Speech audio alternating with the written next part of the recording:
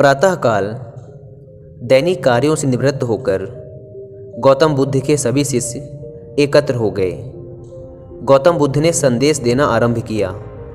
वे बोले, आज मैं तुम्हें ऐसे व्यक्ति की कथा सुनाता हूँ जिसके पास सब कुछ होते हुए भी वह दुखी था।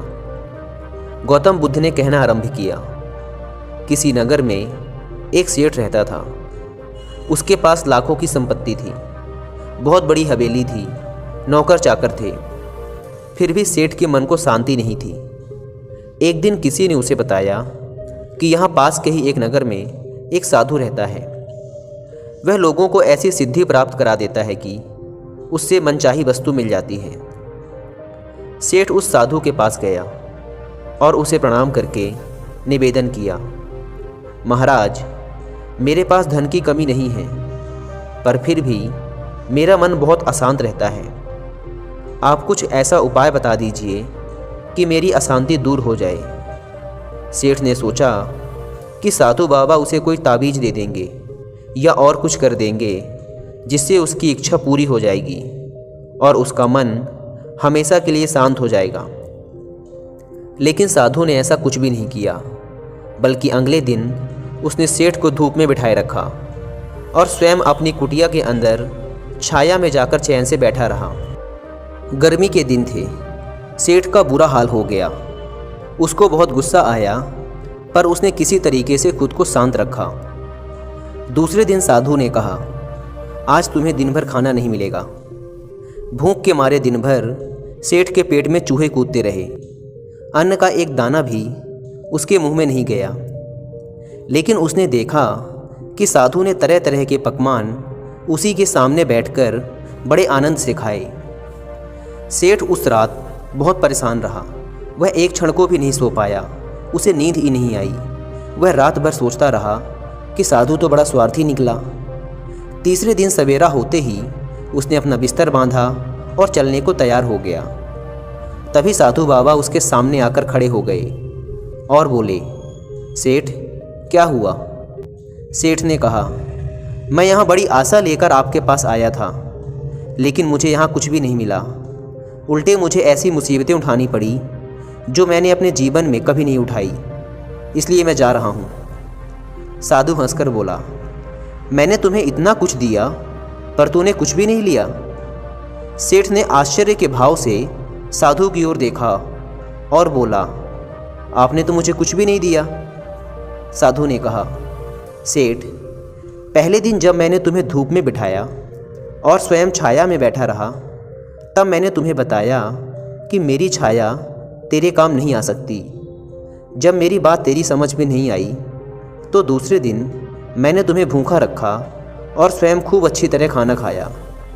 उससे मैंने तुम्हें समझाया कि मेरे खा लेने से तेरा पेट नहीं भर सकता।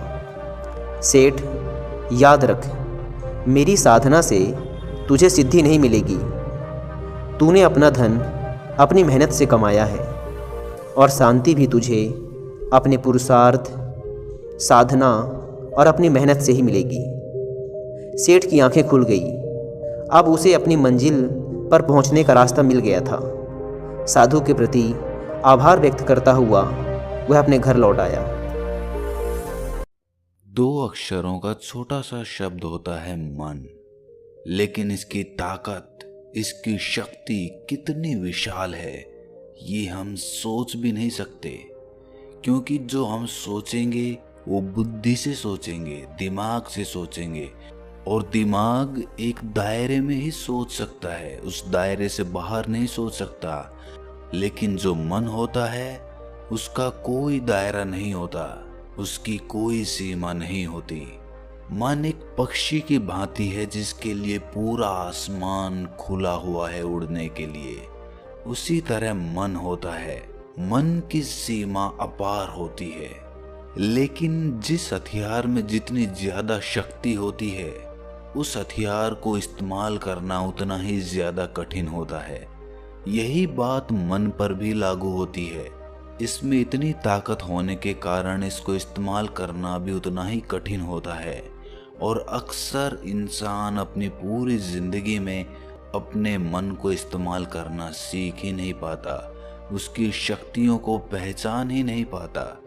अगर आप पूरे एकाग्र भाव से अपने मन में एक विचार और भाव पैदा करते हैं कि मुझे दुनिया के फलां देश की फलां लाइब्रेरी में रखी हुई फलां किताब पढ़नी है, तो ये पूरा ब्रह्मांड उस किताब को हमारे लिए उपलब्ध कराने में लग जाएगा। जी हाँ, सुनने में ये बात असंभव लगती है, लेकिन अगर हम पूरे एकाग्र भाव से विचार करते हैं और पूरा सच्चा भाव करते हैं उस चीज को पाने का, उस वस्तु को पाने का, तो पूरा ब्रह्मांड उसे हमारे लिए उपलब्ध कराने में लग जाता है। आज की जो मैं कहानी आपको सुनाने वाला हूँ, उसके बाद आप अपनी मन की शक्तियों को इस्तेमाल करना सीख जाओगे। उसके बाद आप जो भी पाना चाहते हो, जो भी जीवन में करना चाहते हो, उसको अपने मन की शक्तियों से संभव कर पाओगे। तो इससे पहले कि आप इस कहानी में खो जाएं, इस चैनल को सब्सक्राइब जरूर कर लें। तो चलिए कहानी शुरू करते हैं। एक बार की बात है, एक गुरु एक आश्रम में अपने शिष्यों को ध्यान प्रक्रियाओं की शिक्षा देते थे। तरह तरह के ध्यान लगाने के रास्ते वो उन्हें बताते रहते। वो गुरु बहुत ही प्रतिभाशाली थे। उनके चेहरे से उनकी शांत और सौम्य मुद्रा सभी बच्चों को आकर्षित करती थी। उनका चेहरा हमेशा सकारात्मक ऊर्जा से भरा होता था और जो भी उनसे मिलता था या उनके चेहरे को देखता था तो उसके हृदय में भी गुदगुदी होने लगती थी। इससे सभी बच्चे आकर्षित थे। सभी बच्चे चाहते थे कि हम अपने गुरु की भांति बन जाएं, हम गुरु की तरह ही शांत और सौम्य बन जाएं। लेकिन बहुत प्रयास करने के बाद भी बच्चे उनकी स्थिति पे नहीं पहुंच पाते थे। वो इस बात पर कभी गौर ही नहीं करते थे कि गुरु ने इस अवस्था को पाने के लिए कितनी साधना की है, कितनी उम्र बिताई है, कितना संयम रखा है। उनका एक शिष्य था, वो भी उनसे बहुत ज्यादा आकर्षित था और वो चाहता था कि मैं जल्द से जल्द अपने गुरु की तरह बन जाऊं। इसीलिए बहुत सारे ध्यान प्रक्रियाएं करने के बाद भी जब वो उस अवस्था को हासिल नहीं कर पाया, तो उसने सोचा कि गुरु हमसे पूरा ज्ञान नहीं दे रहे हैं, गुरु हमसे कुछ ना कुछ छिपा रहे हैं। इसी संदेह ने उसके मन को घेर लिया। उसका मन पूरा संदेह से भर गया और इस संदेह का निवारण करने के लिए उसने सोचा कि मैं पूरी तरह से गुरु की नकल करने लग जाता हूँ। जिस तरह पूरे दिन में गुरु आचरण करते हैं, उसी तरह से मैं भी करूँगा, तो मैं भी इस अवस्था को प्राप्त कर लूँगा। इसीलिए उसने सुबह शाम दिन रात गुरु का अनुसरण करना शुरू कर दिया। वो छुप छुप कर अपने गुरु को देखा करता था कि गुरु किस तरह बैठते हैं, किस तरह उठते हैं, किस तरह ध्यान लगाते हैं, किस तरह किसी से बातचीत करते हैं, किस तरह गुरु चलते हैं। उसने हर छोटे से छोटा गुरु का व्यवहार नकल करना शुरू कर दिया। जिस तरह गुरु आचरण करते थे, उसी तरह उस शिष्य ने करना आरंभ कर दिया। पहले उसने देखा कि गुरु किस तरह बात करते हैं, तो उसने भी उसी तरह बात करनी शुरू कर दी। फिर उसने देखा कि गुरु किस तरह चलते हैं, तो उसने भी उसी तरह चलना शुरू कर दिया। लेकिन ये सब नकल वो गुरु से छुप छुप कर करता था, उनके सामने कभी नहीं करता था। लेकिन कुछ दिन बीत जाने के बाद वो हिम्मत करके एक दिन गुरु के साथ चल पड़ा।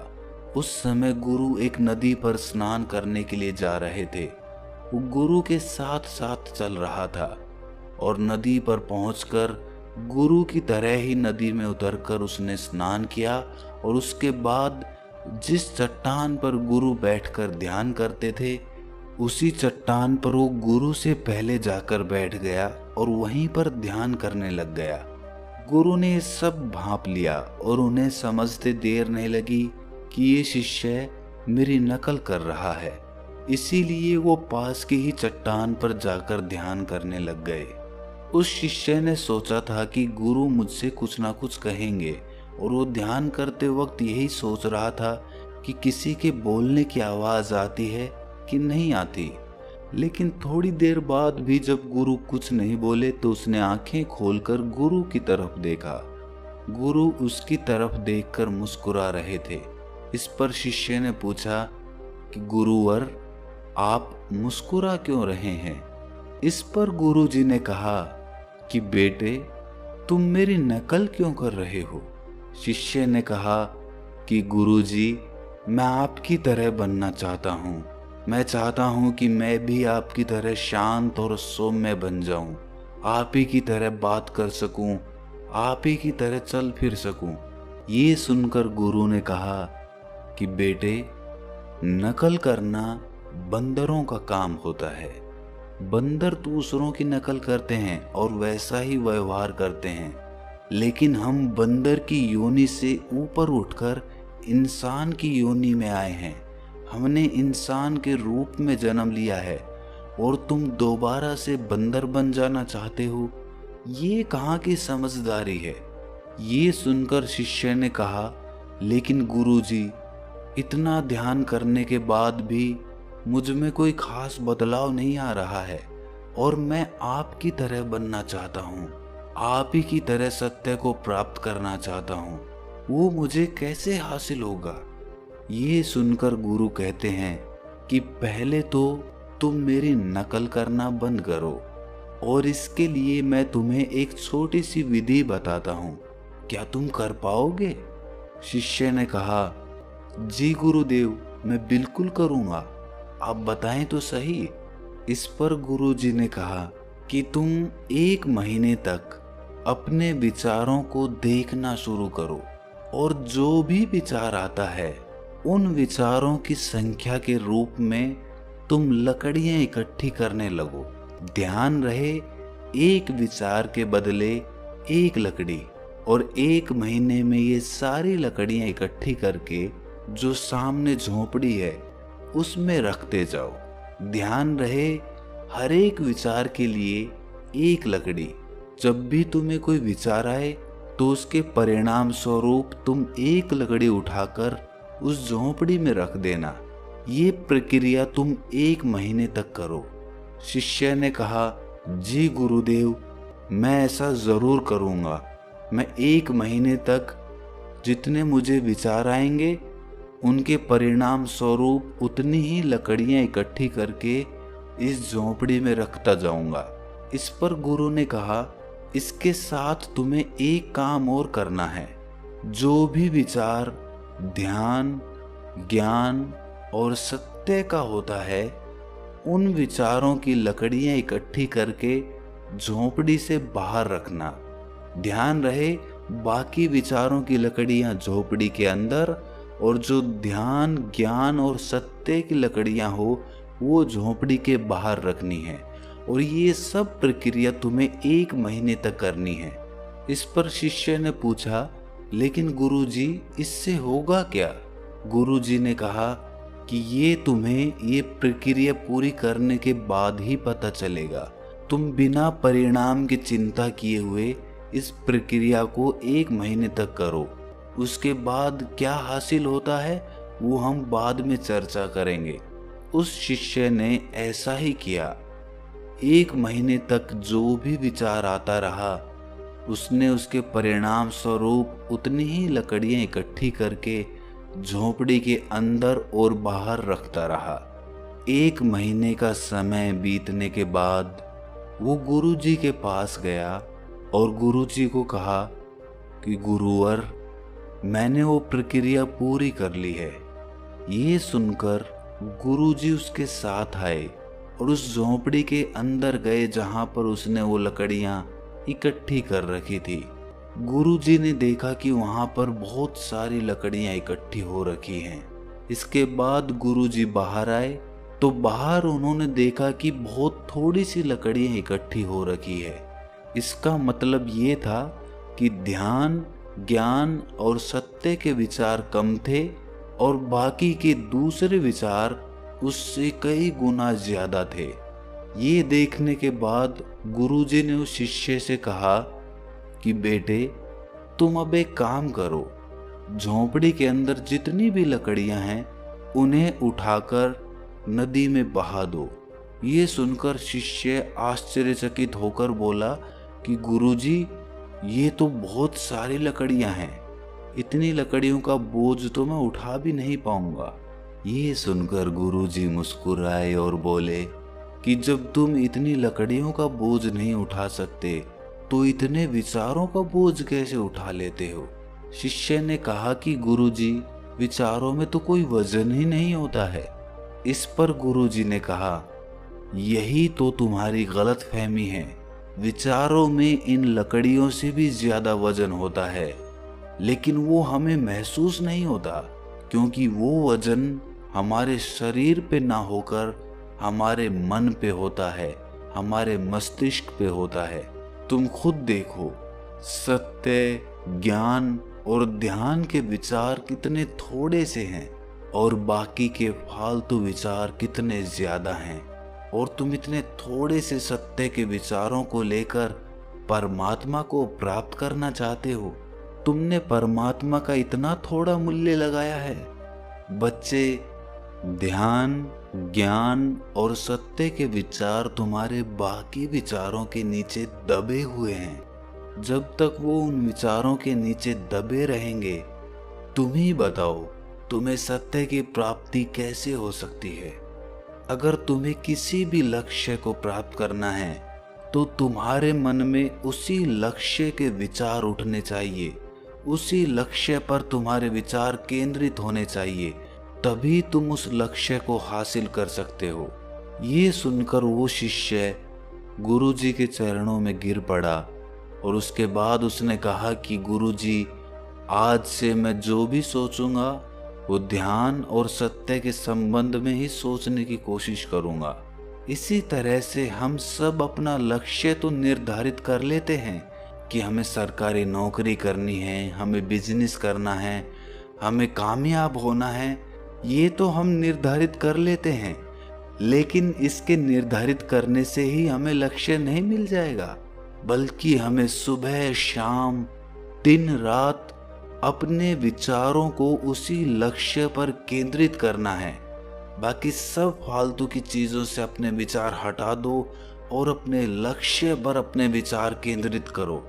एक बार अगर तुमने लक्ष्य पर अपने विचार केंद्रित कर दिए, अगर तुमने सच्चा भाव बना लिया अपने लक्ष्य के प्रति, तो दुनिया की कोई ताकत नहीं है जो तुम्हें अपना लक्ष्य पाने से रोक सके।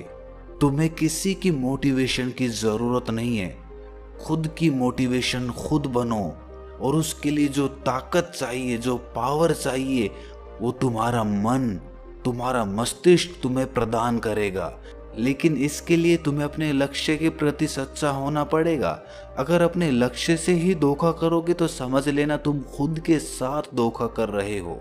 इसीलिए खुद को धोखा मत दो, क्योंकि आज नहीं तो कल तुम्हें एहसास हो जाएगा कि तुम किसी और को धोखा नहीं दे रहे थे, तुम खुद को ही धोखा दे रहे थे। खुद को ही तुम झूठ में रखे हुए थे, खुद के मन को ही तुम पागल बना रहे थे। क्योंकि आखिरकार तुम जो भी करोगे वो खुद के लिए करोगे। अगर कल को तुम अपना लक्ष्य प्राप्त करोगे तो सबसे ज्यादा खुशी किसे होगी? सिर्फ तुम्हें होगी, और तुम्हारे बाद तुम्हारे घर वालों को होगी। इसीलिए अपनी खुशी के लिए, अपने घर वालों की खुशी के लिए अपने लक्ष्य के प्रति सच्चे रहो, ईमानदार रहो, और अपने विचारों को, अपने मन को अपने लक्ष्य की तरफ केंद्रित कर दो और पूरी ताकत झोंक दो। फिर देखना कि जिस लक्ष्य पे तुम 5 साल में पहुंचने वाले थे, वो लक्ष्य तुम 1 साल में हासिल कर लोगे। तो दोस्तों, कैसी लगी आपको ये कहानी? कमेंट सेक्शन में ज़रूर बताना। अगर अच्छी लगी तो चैनल को सब्सक्राइब ज़रूर कर लेना। तो मिलते हैं अगली कहानी में, तब तक के लिए अपना ख्याल रखें। Thanks for watching. Please subscribe.